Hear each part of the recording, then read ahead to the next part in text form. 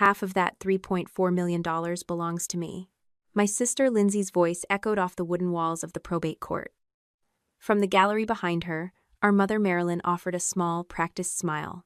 I kept my hands pressed flat against the smooth, cold vinyl of my dark blue care binder. The courtroom smelled of lemon floor wax and old paper. Beside me, Elliot Crane leaned in, and his leather chair gave a sharp squeak. "The final section of the video includes your mother," Elliot whispered, his breath barely stirring the air.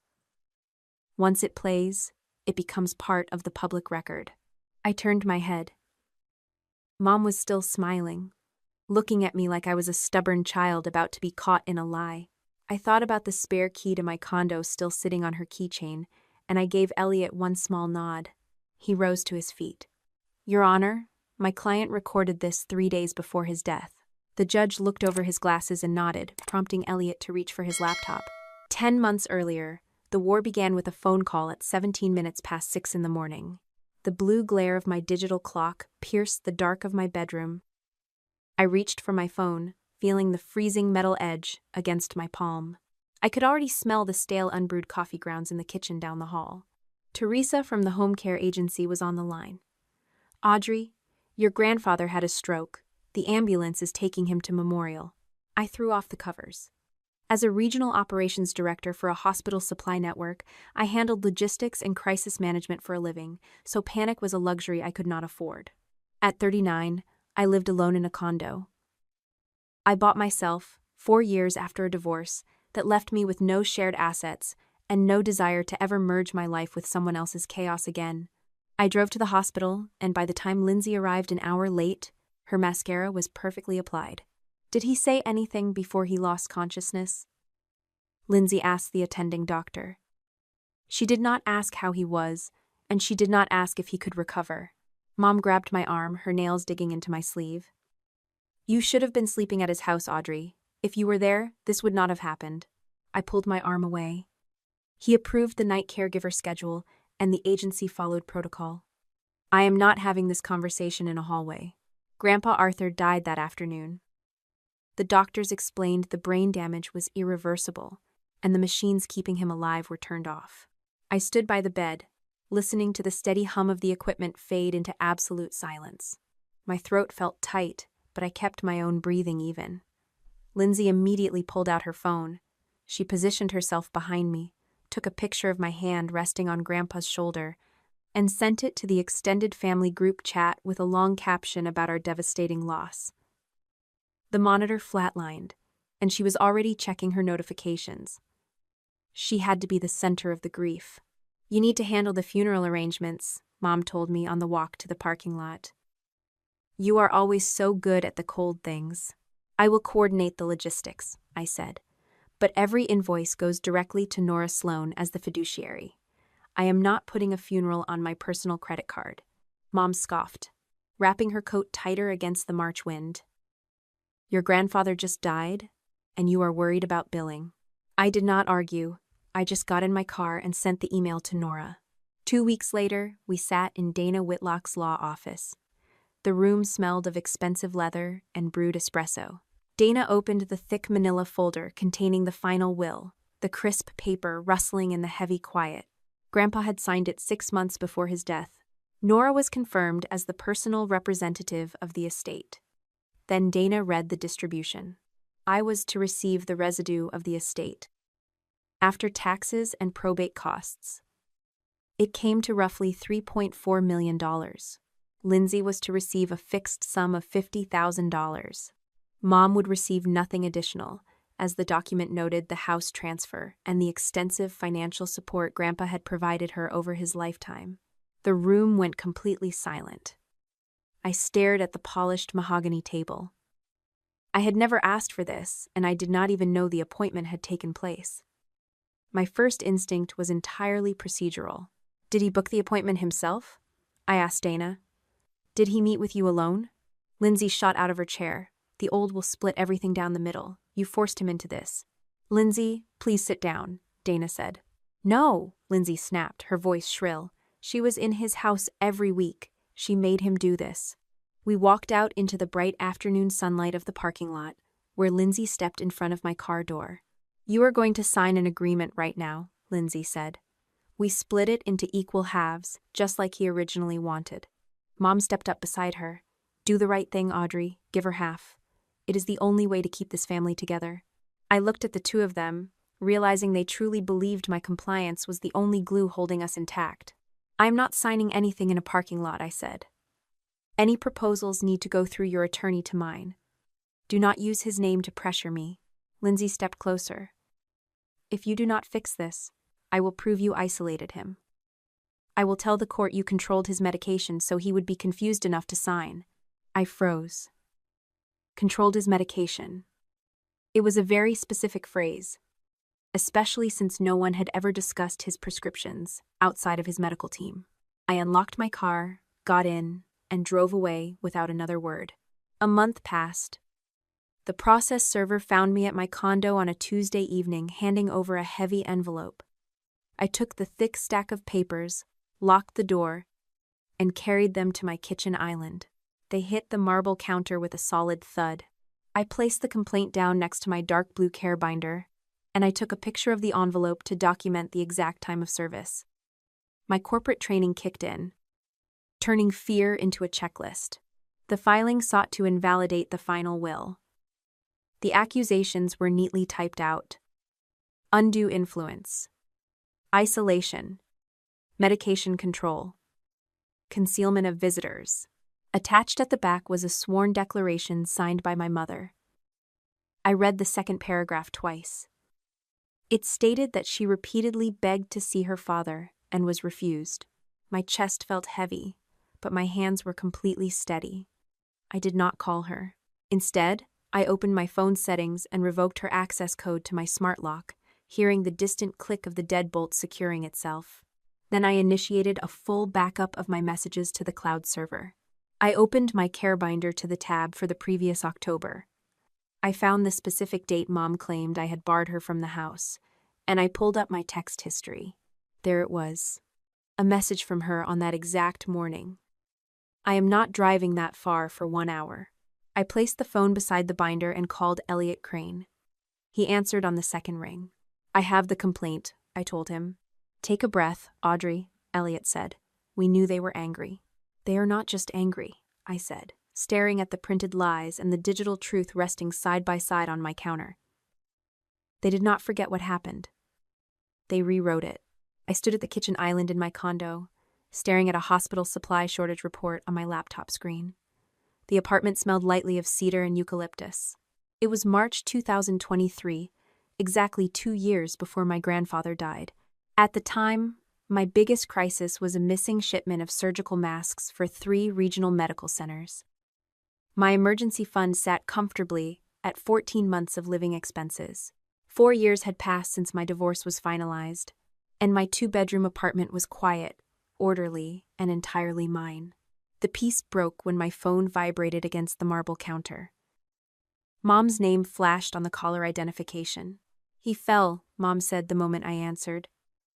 Your grandfather collapsed in the kitchen. The neighbor called the paramedics. I closed the laptop, grabbed my car keys, and headed for the door. You need to take a leave of absence, Mom continued, her voice rising in pitch. Pause your career for a while. Move into his guest room. I will be at the hospital in 20 minutes, I told her, and I ended the call. The emergency room smelled of bleach and sterile packaging. I walked past the nurse's station and found Arthur sitting up in a hospital bed, looking annoyed rather than frail. A pale blue blanket was draped over his legs. I did not ask Mom what we should do. I pulled a chair up next to his bed, looked him directly in the eye, and asked what he actually wanted. He wanted to go back to his own house, and he absolutely refused to look at the glossy assisted living brochures the hospital social worker had handed him. The next afternoon, I sat at his polished oak dining table with a yellow legal pad. I mapped out a home care agency schedule, a medical alert system, and a transportation rotation for his weekly doctor visits. That morning, I had already negotiated a 3-day remote work hybrid schedule with my corporate office. I blocked out 2 nights a week for my own life, leaving the weekends open for the agency nurses. My sister dropped by just as I finished organizing the agency contracts into a neat stack. Lindsay picked up the printed schedule, her manicured fingernail tracing the blocked hours. "If you really loved him, you would not need to count your hours," my sister said, dropping the paper back onto the table. I kept my tone perfectly level. "A plan is how I make sure love does not become an emergency every day." A week later, Dana Whitlock and Nora Sloan sat on the floral couches in the living room to discuss his changing needs. Nora managed his investments, but Arthur wanted someone in the family to hold financial power of attorney. He looked across the coffee table at me. "I trust you the most, Audrey," he said. I shook my head. "No. I am coordinating the daily care. I do not want to be the person managing the medical schedules and the person signing the checks. It creates a conflict."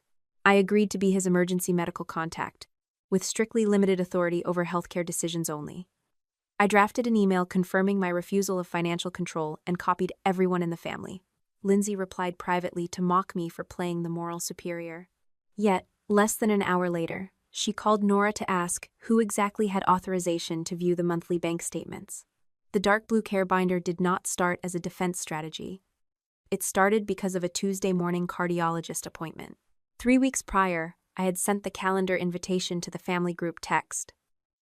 Mom accepted immediately. The morning of the appointment, my phone buzzed with a text from her. She had scheduled brunch with Lindsay and would not make it. I drove him to the clinic myself. 2 days later, my aunt called me, furious. Mom had told the extended family that I took Grandpa to the heart specialist and deliberately refused to tell anyone he was going. I did not argue in the group chat. I printed the original invitation, Mom's acceptance, and her cancellation text. I punched holes in the paper, placed them in a blue binder, and wrote a single line on the index page. Invitation sent. Accepted. Cancelled by Marilyn. Arthur watched me snap the metal rings shut. "Why are you writing all that down?" "Because the story keeps changing after the day is over," I said. My sister rarely visited unless she needed an audience. One Sunday, she arrived with an expensive bouquet of lilies. She spent 10 minutes taking selfies with Arthur in his armchair. Then the real purpose of the visit began. Lindsay sat on the sofa, put her phone away, and leaned forward. "Grandpa, does this house still have a mortgage?" she asked. He blinked, adjusting his wire-rimmed glasses. Before he could answer, she fired another question. "Who is the beneficiary on the brokerage account, and is that old will from 5 years ago still valid?" I walked into the living room and set a glass of water on a coaster. "Any questions about finances need to go to Nora." Lindsay stood up, her face flushing bright red. "You are trying to hide things from your own sister." Arthur sat quietly in his chair, listening to every word, but he did not intervene. After she stormed out, I opened the blue binder and logged the time of her visit and the exact questions she asked. That evening, I was back in my condo, reviewing a risk management lecture for an online certification. The rain tapped against the glass of my living room window. A colleague texted, asking to grab dinner. I typed out a yes. My phone immediately buzzed with a voicemail notification. Mom's voice filled the quiet apartment. She demanded I call Lindsay and apologize for being so hostile about family matters. I did not call back.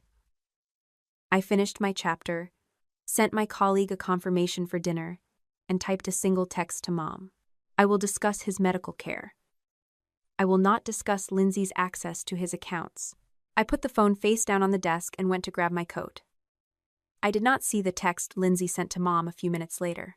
It was a photograph of a green folder sitting on Arthur's desk, labeled estate planning. "Do you know whether the old will can be replaced without us?" Lindsay had written beneath the image. The dynamic between my mother and my sister required constant funding. We sat in a crowded Italian restaurant celebrating Mom's 65th birthday. The waiter cleared our plates and set a leather checkbook in the center of the table. Lindsay patted her designer handbag, feigning a sudden gasp, and announced she had forgotten her wallet. She had done the exact same thing when I was 16 working a summer job, while her allowance was always protected as an investment in her future. I pulled out my credit card, calculating the total for my meal and Arthur's dinner, and left exactly that amount. Mom stared at the remaining balance. She called my actions cold and entirely unnecessary. "I am your daughter," I told her, keeping my voice quiet enough not to carry to the next table, not the family credit line. That boundary lasted exactly 1 week. Lindsay showed up at my condo with a glossy business plan. She needed $120,000 to secure a commercial lease for her boutique real estate brokerage. Since she had never been married and had no financial partner, she wanted Arthur to provide the loan, but she needed me to co-sign the paperwork to convince him. I read through the printed pages. The cash flow assumptions relied on selling luxury properties in a stagnant market. I placed the folder back in her hands. I refused to sign my name to a fantasy. Lindsay snatched the paper, her voice echoing in my hallway as she accused me of wanting her to fail. The retaliation arrived the next evening. The brass lock on my front door clicked, and my mother let herself in using the physical spare key I had given her years ago. She stood in my kitchen, gesturing to my furniture, and argued that a single woman with no children to feed had a moral obligation to help her own blood. I pulled out my phone, opened the security application, and permanently disabled her smart lock access. I did not ask for the physical key back yet. I simply told her I had paid Lindsay's rent during an emergency 3 years ago, but I refused to finance a lifelong pattern. "Your grandfather will remember who has a heart," Mom warned, turning toward the door. "I do not build my life around being named in a will," I replied. Arthur was not blind to the machinery of our family. By July, 8 months before his death, the relentless requests for cash had forced him to sit down with his accountant. He requested a comprehensive review of his lifetime support ledger. He brought it up while we were sitting on his back porch drinking iced tea. He did not yell or express outrage. He simply listed the reality: tuition payments, a housing down payment, 2 massive credit card rescues, and a failed business loan. Over the years, he had handed Lindsay roughly $620,000. Mom had received a house and debt relief. I had received birthday checks and repaid a short-term car loan in full. Arthur set his glass on the wrought iron table. He asked what I would do if he left me a larger portion of the estate than anyone expected. I looked at the garden, refusing to engage with the hypothetical scenario. I told him my caregiving schedule had nothing to do with his bank accounts. I advised him to meet with his attorney alone if he wanted to make any adjustments. "Why will you not come with me?" Arthur asked, studying my face.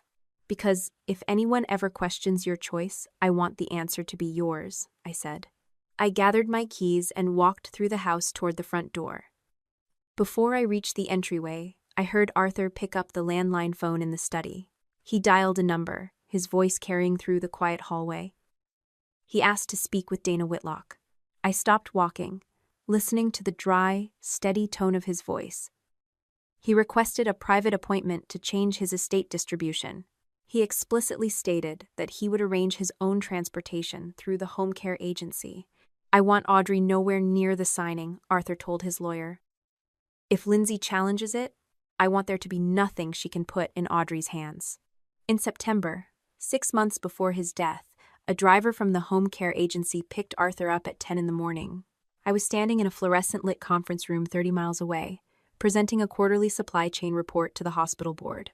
My digital calendar and corporate presentation logs captured my exact location. I did not know the black sedan had pulled into the parking lot of Dana Whitlock's law firm. I would piece the timeline together much later through legal invoices and sworn testimony. Dana met with him alone behind closed doors, asked him to detail his assets, and verified his mental capacity with 2 independent witnesses. He signed the final document without a single family member in the building, and the firm locked the original in their heavy steel vault. Nora Sloan received her instructions regarding her executor duties, and I was told absolutely nothing. Life continued without any obvious shifts, but the careful construction of their lawsuit had already begun. The following week, I emailed Mom 3 different time slots for a weekend visit. She selected Saturday afternoon, only to cancel 4 hours beforehand because Lindsay was hosting a luxury property open house. 3 days passed. A distant aunt called me, her voice sharp with judgment, demanding to know why I was keeping a daughter away from her elderly father. My jaw tightened, but I did not waste breath arguing with extended family. I simply forwarded the email thread and the cancellation text to Elliot Crane. He had not been retained for litigation yet, but his advice over the phone was crisp and simple. Save the original messages and do not edit a single word. The trap tightened further a few days later. Teresa and a registered nurse stood in Grandpa's kitchen, conducting a mandatory medication inventory. The house smelled faintly of rubbing alcohol and brewing tea. Mom sat at the marble island, squinting at an amber plastic bottle, complaining she had left her reading glasses in the car. She held the bottle out to me. I took the plastic container and read the dosage label aloud. Lindsay walked through the back door at that exact second, lifting her phone. The camera shutter clicked. "Look at Audrey running the whole pharmacy," Lindsay said, offering a bright, artificial smile. I set the bottle back onto the counter, right next to the nurse's clipboard, and looked my sister in the eye. "Do not post his medical information online." Lindsay slipped the phone into the pocket of her tailored coat. "I was just taking a family memory." She agreed not to post it, but she kept the file. The final tipping point occurred during a Sunday brunch at the house. My phone buzzed with an urgent vendor escalation, forcing me to step out onto the front porch. I paced the wooden deck, entirely focused on delayed shipping manifests and supply shortages. Inside the house, Arthur sat quietly in his leather armchair, his eyes closed, giving the perfect impression of sleep. Lindsay and Mom lingered in the adjacent hallway. I did not hear a single word of their conversation. I would not know what was said until the transcripts were produced during the discovery process. Lindsay lowered her voice, explaining to our mother that if Grandpa changed his will, they would use my blue binder and the medication management to prove I completely controlled him. Mom asked if a judge would actually believe that story. Lindsay assured her that a grieving daughter and an excluded granddaughter would always sound more convincing in a courtroom than the woman who walked away with the money. Arthur did not open his eyes. He did not confront them or demand an explanation. When the brunch ended and everyone went their separate ways, he waited exactly 1 hour before picking up his landline telephone. He called Elliot Crane. My grandfather detailed the entire hallway conversation, refusing to let his legacy be twisted into a weapon against me. Elliot advised him against screaming matches or uncontrolled audio recordings. Instead, Arthur decided to invite them back for a formal, open discussion about the estate. He would place a camera directly on the mantel, entirely in plain sight, and announce the recording to the room. The plan was clean and procedural. Give them the opportunity to speak the truth, or force them to own their lies on a digital record. Elliot agreed to arrange a secure courier to transfer the memory card immediately after the meeting concluded. Before hanging up, Elliot asked a final question. He wanted to know if he should inform me about the upcoming meeting. "No," Arthur replied, his voice firm and absolute over the phone line. "If this becomes a fight, she must be able to say she did not build the weapon." I watched the digital file so many times in the months following the trial that I memorized the exact cadence of their breathing. The footage was recorded 3 days before my grandfather died. A small black camera sat directly on the brick mantel in the living room, completely visible to anyone walking through the front door. Arthur sat in his leather recliner, looking straight into the lens. He stated the date, the 4th of March, 2025, and announced that the conversation regarding his estate was being recorded to prevent future confusion. Lindsay shifted on the floral sofa, crossing her arms. She immediately asked if the recording was my idea. The old man shook his head, his voice raspy but perfectly clear. He told them I had no idea the meeting was taking place. Mom nodded her approval, smoothing her skirt. She genuinely believed the camera would capture her playing the role of the devoted, concerned daughter, creating a flawless piece of evidence for herself. Then Arthur laid out the reality. He did not read the exact dollar amounts, but he explained that the residue of the estate would go to me. He reminded them of the massive financial help my sister had received over the decades, and he noted that I had handled his daily care without ever requesting financial authority. That practiced charm dropped from my sister's face. The corners of her mouth tightened into a hard line. She argued that the old will split everything evenly, claiming she should not be punished just because she needed help in the past. Grandpa kept his hands folded in his lap. "Fairness did not always mean dividing the same number twice," he told her quietly. Lindsay leaned forward, her voice dropping into a harsh, threatening register. She declared that if he kept that decision, she would contest the will in court. Arthur asked her on what grounds. Without hesitating, my sister looked at our mother. Lindsay stated that Marilyn would testify under oath that I had prevented family members from visiting, isolated him, and heavily controlled his medication. Silence hung in the living room. The grandfather who had bailed them out of every crisis stared at his only daughter.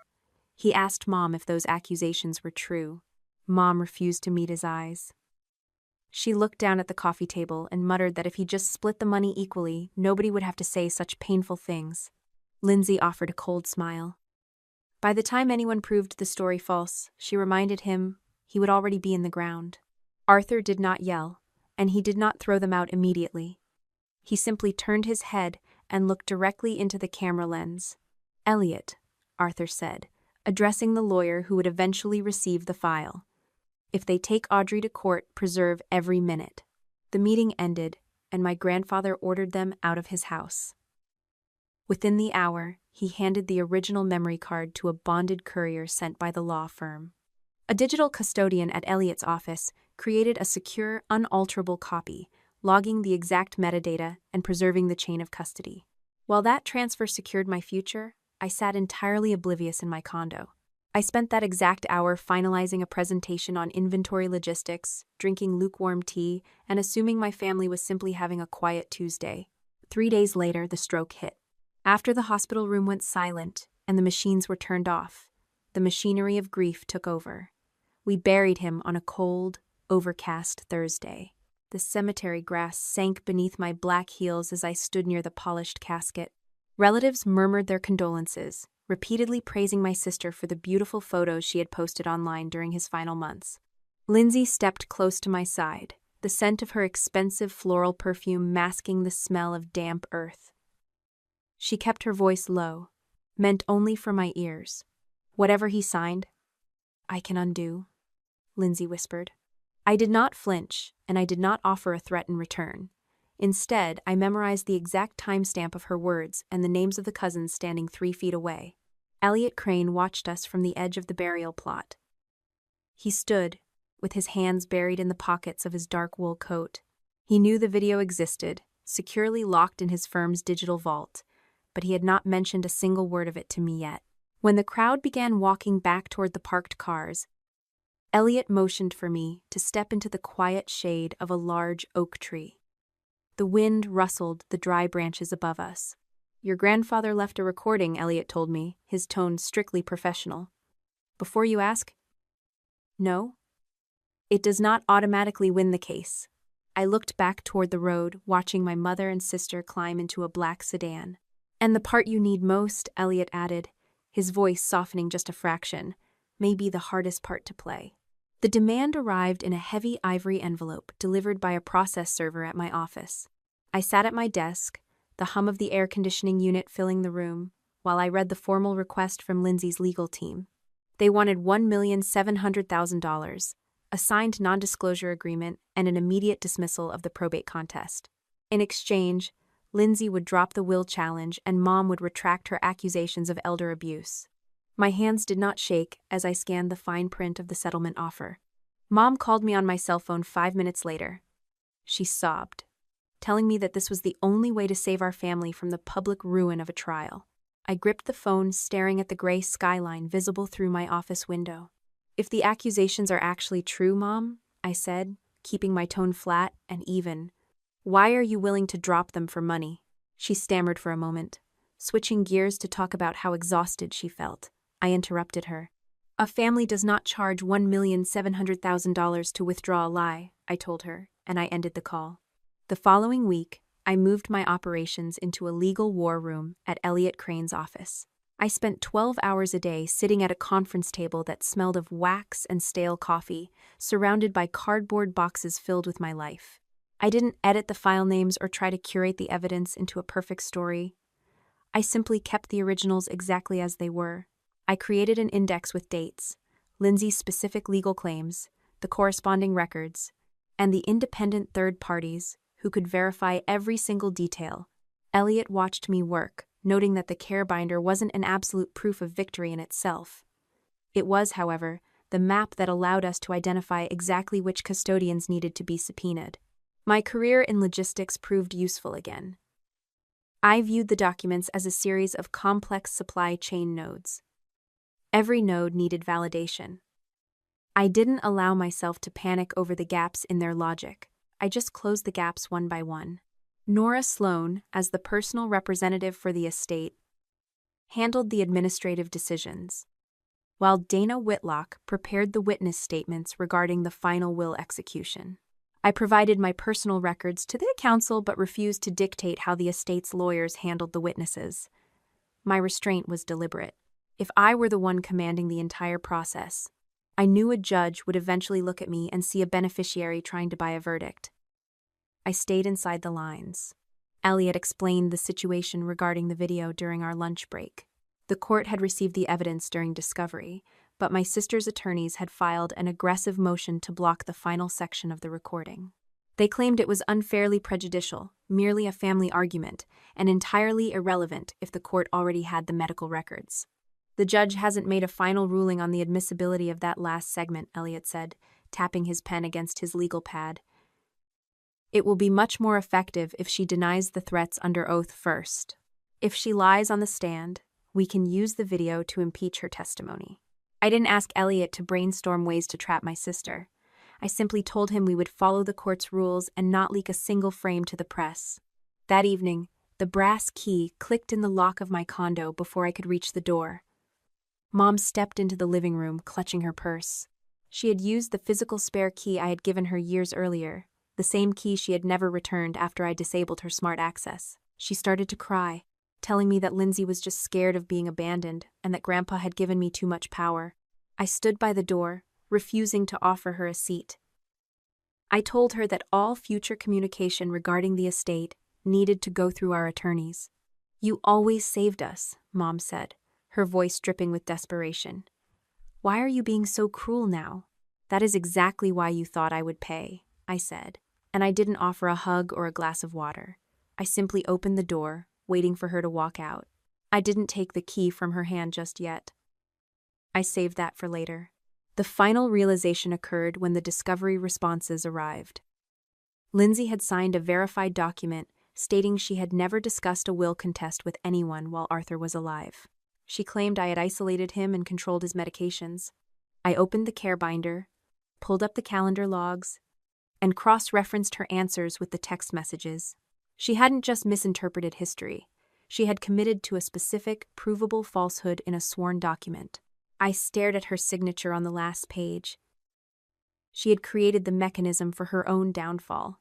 If she repeated those denials in front of the judge, the authenticated recording could be used to dismantle her credibility in real time. I looked over at Elliot, who was sorting through a stack of bank statements. I pointed to her verified discovery answers and felt a strange, cold clarity. "Do not warn her what the record says," I told him, closing the binder. "Give her every document the rules require. Then let her choose whether to tell the truth." Lindsay walked into the deposition room with the practiced grace of a luxury real estate agent preparing to close a high-stakes deal. She wore a tailored beige suit, her hair pulled back into a sleek, expensive knot that caught the artificial office light. I sat on the opposite side of the mahogany table, my own legal counsel flanking me. Lindsay didn't look my way. Instead, she offered a polite, distant nod to the stenographer and took her seat as if she were the one in control of the morning. "I visited my grandfather at least once every week," Lindsay said, her voice steady and bright. She leaned forward, resting her chin on interlaced fingers. But every time I tried to arrange a time, Audrey would change the schedule or claim he was too tired to see me. My lawyer pushed a copy of the calendar messages across the table. Lindsay glanced at the paper but didn't bother reading the text. She shrugged, an elegant, dismissive movement of her shoulders. "I suppose I often felt unwelcome," she amended, adjusting the narrative to avoid a direct lie she could be pinned on immediately. It was just an atmosphere she created. I tried my best, but she was always the gatekeeper. She denied asking about bank accounts. She denied knowing anything about the updated will. When asked if she had ever discussed a formal legal challenge while our grandfather was still alive, she shook her head firmly. "Never," Lindsay said, her eyes wide and entirely sincere. "I didn't even know he had changed his estate plan until after he died. Audrey kept that a secret until the very end." I wrote each of her answers down on a notepad, my handwriting deliberate and slow. Every denial was a recorded fact now, locked into the transcript. There was no shouting, no dramatic outburst from the attorneys. Just the rhythmic clicking of the stenographer's machine, documenting a version of reality that was becoming more fragile by the second. Mom followed Lindsay later that afternoon, adopting the role of the frail, grieving daughter who had been pushed to the periphery of her own father's life. She dabbed at her eyes with a lace handkerchief, telling the attorney that I had never permitted her a single moment alone with him. And yet, my lawyer said, sliding a thick folder toward her, the visitor logs from the home care agency show you were present in the house on 27 separate occasions when Audrey was physically absent. Mom stared at the pages, her lips thinning. Those logs don't capture the atmosphere of the house. They don't reflect the coldness I felt every time I tried to reach him. Did you ever decline a visit when offered? The attorney asked. Only once or twice. Due to scheduling conflicts, Mom said, clutching the handkerchief. But Audrey made it seem like I was neglecting him. The transcript remained cold and objective, preserving her words for the judge. I watched the session with a detached, analytical interest, noticing the exact moment she chose to pivot from a clear fact to a vague feeling of coldness. It was a strategy built to fail, but she lacked the distance to see it. Teresa from the home care agency arrived the following morning with the requested records. She handed over the logs, the medication inventory sheets, and the caregiver schedules. Nora Sloan followed, presenting the fiduciary reports that verified I had never possessed signatory authority over a single cent of Grandpa's accounts. Every bank statement matched the fiduciary report. There was no missing money, no transfers to my private condo, and no evidence of predatory control. I checked the nodes on my evidence map, crossing out the isolation claim, the financial control claim, and the medication management allegation. The map was turning into a series of cleared obstacles, yet I remained still, waiting for the final piece to fall. My phone chimed in the lobby of the law firm. It was a digital production packet containing years of text history recovered from Mom's cloud account. I sat on a bench and began to read through the messages between Lindsay and Mom. "We only need you to say Audrey stopped you from seeing him," Lindsay had texted to Mom 2 weeks after the funeral. "She has records," Mom had responded. "Records do not matter if you sound like a grieving daughter," Lindsay had replied, followed by a laughing emoji. There was a message from the week after the funeral, warning Mom not to mention the Tuesday visits that contradicted their story. I leaned my head against the cold glass of the lobby window. The betrayal wasn't a sharp, sudden blow anymore. It had become a persistent, dull ache.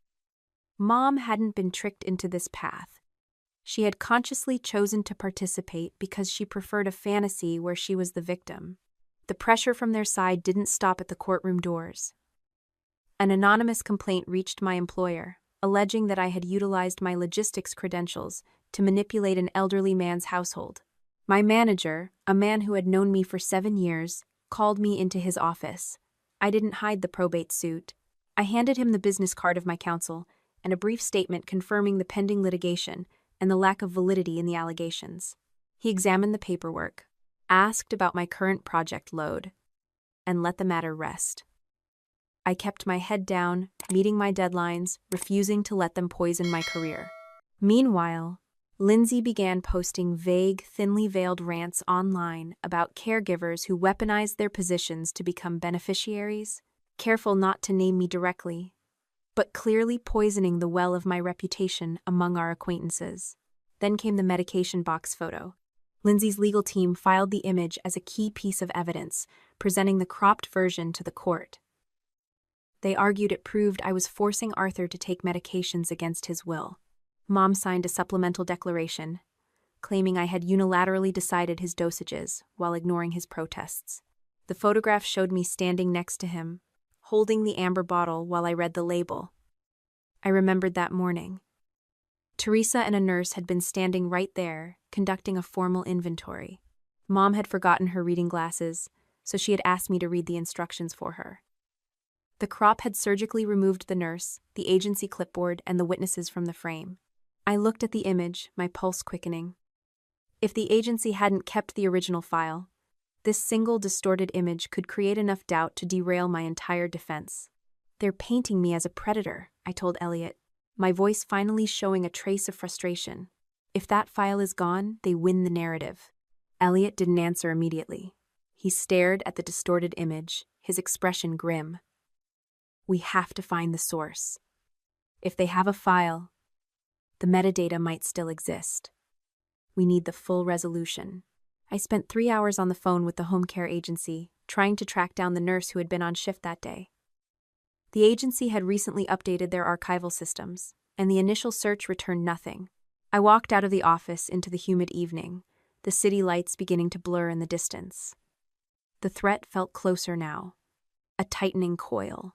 If Lindsay's team could convince a judge that I had manipulated his medical care, the validity of the entire will would crumble under the weight of an elder abuse finding. I was at my desk when Teresa finally called back, her voice breathless. The primary system had cleared the image, but the nurse had uploaded a full-resolution copy to the Quality Review Archive after Lindsay had taken the unauthorized photo. It was a privacy incident, and they had kept the complete file to document the breach. My hands stopped midair. I pulled up the archive, downloaded the original, and clicked open the file. The nurse, the clipboard, and Mom's clearly visible face were all there in high definition. Metadata pinned the time and date directly to a standard medication inventory appointment. I set the laptop down and closed my eyes for a long moment, the tension in my shoulders finally unraveling. The lie wasn't just debunked, it had been recorded and filed in a way that made the falsification of the evidence clear to any impartial observer. Lindsay had walked right into the archive. She had left a digital signature on her own weapon, and now it was about to backfire. The full-resolution photograph appeared on my laptop screen like a jagged piece of a puzzle finally clicking into place. There were Teresa, the nurse, and Mom all standing in the kitchen, completely unconcerned, while Arthur sat at the table. The metadata attached to the file pinned the image directly to a routine medication inventory appointment. It wasn't the scene of a crime or a secret administration of drugs. It was just a Tuesday.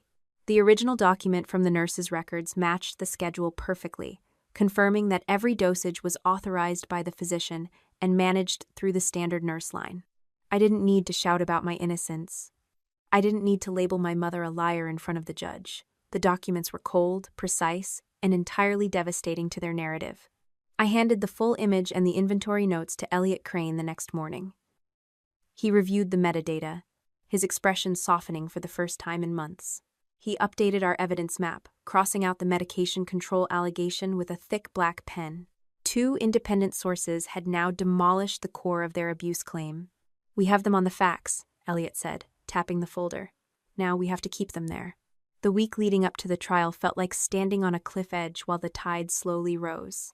We gathered Dana Whitlock, the driver who had taken Arthur to the office, and the 2 witnesses who had been present for the signing of the final will. Dana spent hours rehearsing her testimony, focusing on the clarity of the capacity note she had taken that day. One of the witnesses, a retired accountant who had been a longtime friend of my grandfather, recalled the exact phrasing Arthur used during the signing. He said Audrey would be angry that he didn't tell her, the witness explained during our final preparation session. He said that was exactly how he knew the choice was his. The phrase didn't sound poetic, and it didn't sound like a speech from a movie. It sounded exactly like the stubborn, dry man who had raised me. We gathered for a final pretrial hearing in a small room off the main probate court. The air felt thin, recycled, and entirely devoid of life. Lindsay and Mom sat on the other side of the table, whispering to their counsel. The judge listened to the arguments regarding the video recording. He decided he would allow the portions where Arthur confirmed he understood his estate and explicitly stated that I had not pressured him. However, he placed a temporary restriction on the final, heated segment where my sister and mother threatened to contest the will. He ruled that it remained inadmissible, unless the testimony given during the trial made it necessary for the purpose of impeachment. Lindsay's attorneys looked relieved, nodding at their client. They believed they had successfully removed the most damaging evidence from the record. They were convinced that if they could keep the judge from hearing the threats, their version of the grieving family would prevail. I sat quietly, watching the light catch on my sister's diamond earrings. They were confident, and their confidence was exactly what I needed. Back at the law firm, the cracks in their coalition began to show. The mounting attorney fees were draining the reserves they had been so desperate to secure. Lindsay demanded that Mom refinance her own home to keep the litigation moving forward. Mom pushed back, reminding my sister that the entire legal strategy had been Lindsay's idea from the start. Lindsay retaliated by pointing out that Mom had signed the sworn declaration and was now just as liable for the legal costs. They started blaming each other for the lack of progress. I heard reports of these arguments through counsel, but I refused to interject. I wouldn't provide the bridge they needed to rebuild their alliance. The evening before the trial, Lindsay's lead attorney urged her to decline taking the stand. He knew the documentary record was strong and that the risk of her testifying was high. Lindsay ignored him. She was convinced that her charm, her tears, and her practiced ability to tell a compelling story to potential real estate clients would be enough to persuade a judge. She wanted the spotlight. She wanted to be the victim who had finally found the courage to speak up against her greedy sister. Elliot turned to me in the office, his eyes tired. "She's going to get on that stand, Audrey. She's going to stick to the script they wrote together. Do you want to watch the video again before tomorrow morning?" I stood up, gathering my coat. The idea of listening to that final segment alone in a dark office felt like an intrusion into a memory that didn't belong to me anymore. "If that video gets played," I said, my voice steady, "I want to hear it for the first time in the same room where they decided to lie." That night, I didn't practice my own testimony. I didn't drink wine or obsess over the details of my cross-examination. I simply went home and slept. I had done the work. The records were sorted, the facts were verified, and the trap was set. The morning of the trial, the air outside the courthouse was crisp and sharp. I walked through the security metal detectors, my mind clear. Inside the courtroom, the wooden panels seemed to loom over us. Clerk called the name Lindsay Hale. My sister rose from her chair, adjusted her blazer, and walked toward the witness box with the same composed walk she used for her luxury property tours. She placed her hand on the Bible, took the oath, and stepped up to the stand. She scanned the gallery, her gaze finally locking onto mine for the first time in months. Her eyes were hard, focused, and utterly devoid of doubt. "I was the granddaughter he shut out," she said to the judge, her voice trembling just enough to be effective. I looked at her, at the woman who had spent decades playing the victim while taking everything she could, and I felt nothing but a distant, cold curiosity. The stage was set, the lie was spoken, and the path to the end had never been clearer. My sister had successfully cleared the final hurdle to her own destruction. All she had to do now was finish her story, and I would be waiting to see if she could live with the ending. The judge shifted in his chair, leaning forward to catch every word of her crafted, rehearsed grief, completely unaware that he was about to witness the moment the entire illusion would collapse. I tucked my hands into my pockets, feeling the solid, familiar weight of the binder against my side, and waited for the first question to be asked. Everything I had worked for was about to be decided in the space of a single heartbeat. By the time Lindsay reached the center of her testimony, she had rebuilt the same accusation she had repeated for 10 months. According to her, I had isolated Grandpa, controlled his medication, and taken an inheritance that should have been divided equally. Mom watched from the gallery with the same faint, practiced smile she had worn when the trial began. I kept my hands flat against the dark blue binder, feeling the texture of the grain. My sister spent the next hour detailing a version of the past where I had been a cold, calculated gatekeeper. She claimed she had spent months trying to visit, only to be turned away by my excuses. My attorney, Elliot, waited patiently, his pen tapping a slow, rhythmic beat against the wooden table. When the cross-examination began, he didn't need to yell. He simply displayed the visitor logs and the original digital invitations. "Lindsay, you testified that you tried to visit at least once every week," Elliot said, pointing to the documents. "Yet these logs show that on 27 separate occasions, you either canceled at the last minute or simply never arrived." "I was doing the best I could," Lindsay insisted, her confidence wavering for the first time. "I had a career to manage." Elliot brought up the lifetime support ledger. He walked her through the $620,000 she had already received from Grandpa while he was alive. She shifted in her seat, her gaze darting toward the gallery. She dismissed the money as nothing more than a father's love, but the judge remained impassive, taking notes in a leather-bound book. Then came the moment that would define the entire proceeding. Elliot asked her clearly if she had ever discussed a formal will contest with Mom while our grandfather was still alive. Never, Lindsay said, her voice sharp and ringing with false conviction. I did not know he had changed the will until after he died. Audrey kept that a secret. She had walked directly into the trap she had helped build. Elliot turned toward the bench, his expression grave. Your Honor, the witness's testimony directly contradicts an authenticated recording already produced in discovery. I move to admit the final segment for the limited purpose of impeaching her testimony. The courtroom went still. The judge reviewed the foundation and the relevance of the request. He nodded, granting the motion. Elliot looked at me, a silent question in his eyes. He knew exactly what that final recording contained: the threat, the mention of Mom's perjury, and the cold calculation of a family waiting for an old man to die. I looked at Mom in the gallery. She was still smiling, convinced that whatever was on the tape would show her as a saint. I gave one small nod. The judge nodded toward Elliot. He turned the laptop toward the witness stand, placed one finger on the trackpad, and pressed play. Grandpa's voice filled the room, sounding exactly as he had that Tuesday. He confirmed they all knew they were being recorded. Then, the audio captured Lindsay's voice, sharp and greedy, demanding the will be changed. She detailed how Mom would testify that I had isolated him. She laid out the entire plot to frame me for abuse, to force a settlement. And then, there was the silence. The moment Mom was asked if the story was true and she chose to say nothing, the courtroom felt suffocating. Lindsay's face went pale, her mouth slightly parted as she stared at the screen.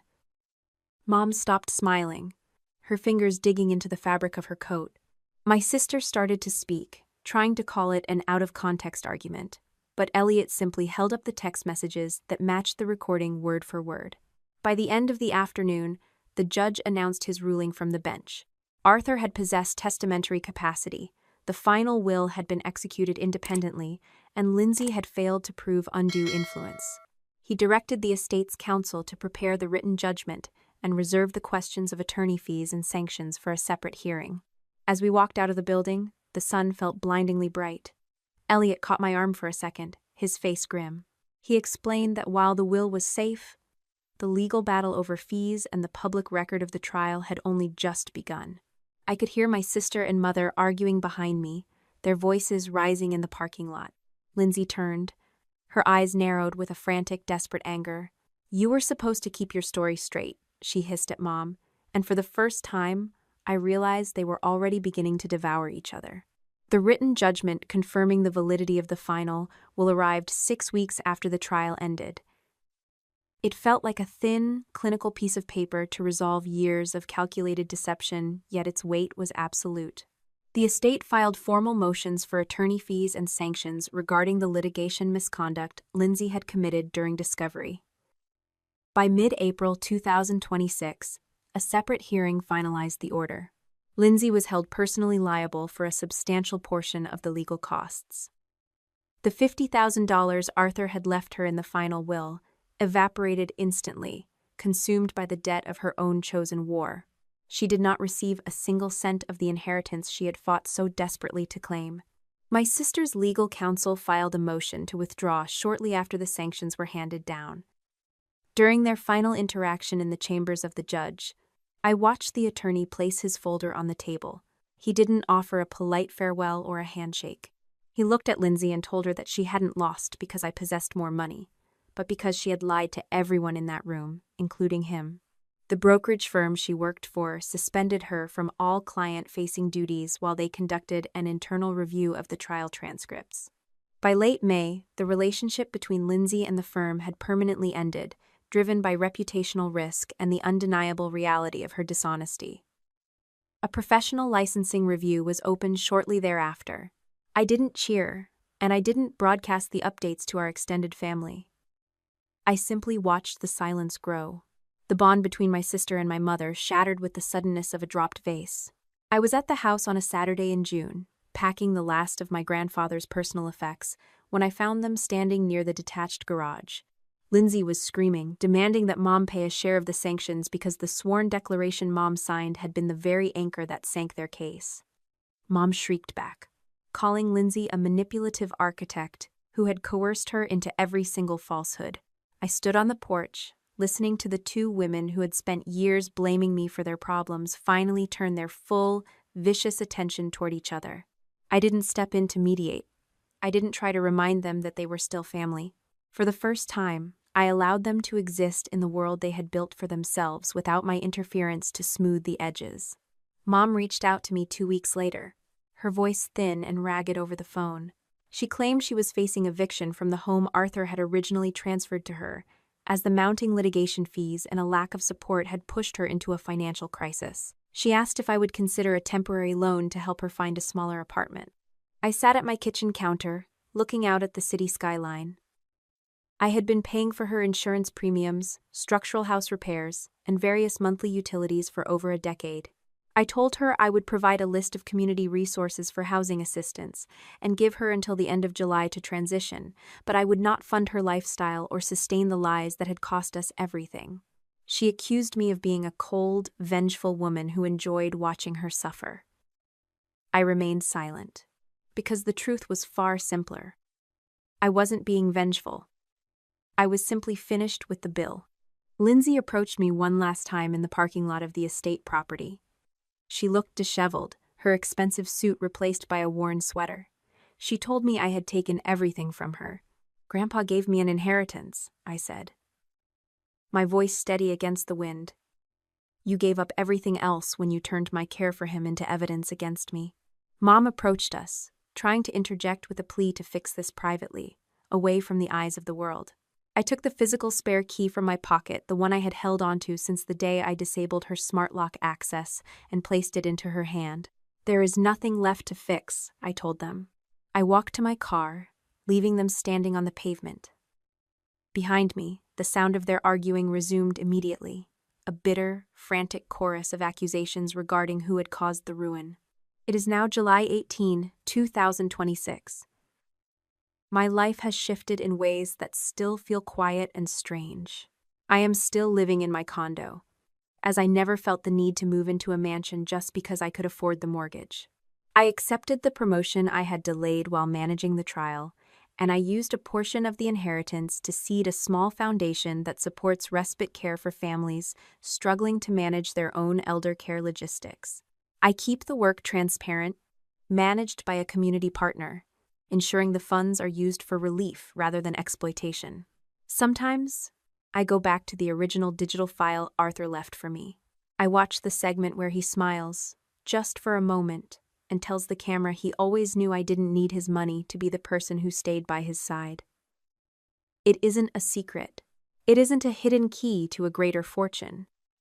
It is just the validation of a truth I had spent years demonstrating through every action, every log, and every boundary. For years, I thought strength meant keeping everyone together, sacrificing my own peace to maintain a fragile, artificial harmony. Arthur's last gift was teaching me that sometimes, strength is simply knowing who no longer gets a key. I walk to the door, secure the lock, and for the first time in my life, the house is truly mine. True strength is never found in how much you are willing to endure for the sake of appearances, but in the clarity of knowing when to set a boundary.